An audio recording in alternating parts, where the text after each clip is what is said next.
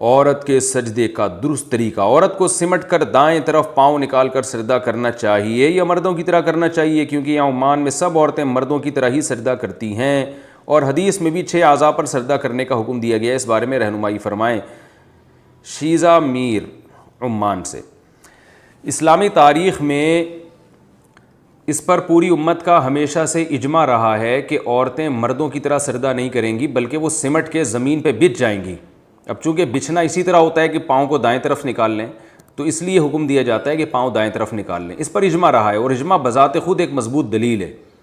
جو لوگ یہ مطالبہ کرتے ہیں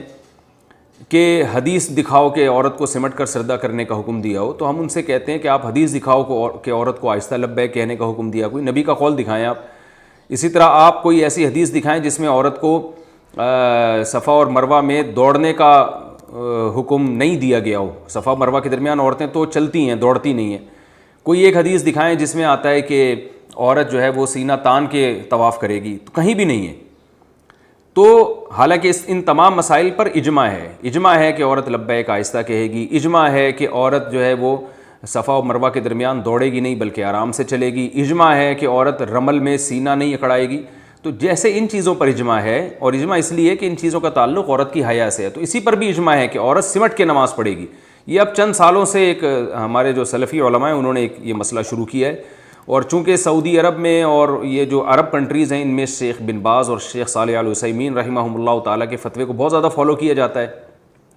تو ان دو حضرات کا تفرد تھا کہ انہوں نے یہ فتویٰ دیا کہ عورت ایسے ہی نماز پڑھے گی جیسے مرد پڑھتے ہیں، تو یہ فتویٰ عرب کنٹریز میں پھیل گیا،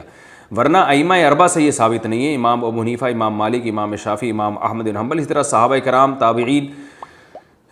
امام بخاری نے ایک روایت پیش کی ہے ام دردہ کے بارے میں کہ وہ مردوں کی طرح سجدہ کرتی تھی، اس سے صاف پتہ چلتا ہے کہ باقی تمام عورتیں عورتوں کی طرح سجدہ کرتی تھیں، اور اس زمانے میں یہ فرق بھی بڑا مشہور تھا کہ مردوں کی طرح سجدہ کیا ہوتا ہے، عورتوں کی طرح سجدہ کیا ہوتا ہے۔